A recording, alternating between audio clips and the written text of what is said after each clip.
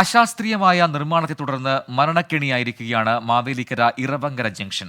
കഴിഞ്ഞ 6 മാസത്തിനിടെ 3 പേരാണ് ഇവിടെ അപകടത്തിൽ മരിച്ചത്. അപകടം പതിവായിട്ടും മുന്നറിയിപ്പ് ബോർഡുകൾ പോലും സ്ഥാപിച്ചിട്ടില്ല. മാവേലിക്കര പന്തളം റോഡിൽ അപകട സാധ്യത ഏറെയുള്ള ഭാഗമാണ് ഇറവങ്കര. കൂടാതെ 6 റോഡുകൾ സംഗമിക്കുന്ന മേഖല കൂടിയാണിത്. നവീകരിച്ച റോഡിലൂടെ അതിവേഗത്തിലാണ് വാഹനങ്ങൾ പായുന്നത്. എന്നാൽ വേണ്ട സിഗ്നൽ സംവിധാനങ്ങളും മുന്നറിയിപ്പ് ബോർഡുകളുമില്ല.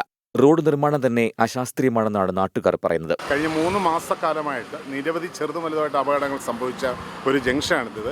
3 മരണങ്ങൾ സംഭവിക്കുകയും നിരവധി അപകടങ്ങൾ സംഭവിക്കുകയും ചെയ്തു. അടിസ്ഥാനപരമായിട്ട് ഈ റോഡിന് ഇപ്പോൾ ആവശ്യം റിഫ്ലക്ടറും ഇതിനെ ജനങ്ങൾക്ക് തിരിച്ചറിയാനുള്ള, വാഹനം ഡ്രൈവ് ചെയ്ത് വരുന്നവർക്ക് തിരിച്ചറിയാൻ ഇതൊരു ആക്സിഡൻറ്റ് സോണാണെന്ന് തിരിച്ചറിയാനുള്ള സിഗ്നൽസ് ബോർഡുകളും മറ്റ് കാര്യങ്ങളുമാണ് വേണ്ടത്. മുൻപ് സ്പീഡ് ബ്രേക്കർ ഉണ്ടായിരുന്നുവെങ്കിലും റോഡ് നവീകരണത്തിന്റെ ഭാഗമായി അത് നീക്കം ചെയ്തതോടെ വാഹനങ്ങളുടെ മരണപ്പാച്ചിൽ വർദ്ധിച്ചു. കൂടാതെ ഇരുവശങ്ങളിലും റോഡിൽ നിന്ന് ഉയർന്നു നിൽക്കുന്ന ഓടകൾ കൂടി നിർമ്മിച്ചതോടെ ജംഗ്ഷനിൽ റോഡിന്റെ വീതി കുറഞ്ഞതായി നാട്ടുകാർ പറയുന്നു. ഈ ഒരു കൺസ്ട്രക്ഷന് ശേഷം ഈ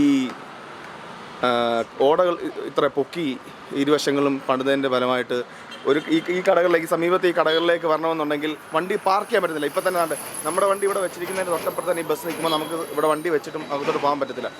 ടാറിംഗ് നിരപ്പിൽ നിന്ന് ഓട ഉയർന്നു നിൽക്കുന്നതിനാൽ അത്യാവശ്യ ഘട്ടത്തിൽ ഇരുചക്ര വാഹനങ്ങൾക്ക് വാഹനം ഒതുക്കാൻ പറ്റാത്ത അവസ്ഥയുമാണ്. നടപ്പാതയിൽ ഭാഗത്തൂടെ പോകുന്ന പാത്തി അടച്ചിരിക്കുന്നത്, അതിൻ്റെ മേളിൽ കൂടെയാണ് നടപ്പാതയും പോകുന്നത്. അപ്പോൾ ഇതുവഴി കയറിയാണ് പല വാഹനങ്ങളും അപകടത്തിൽപ്പെട്ട് മരണങ്ങൾ ഉണ്ടാകും.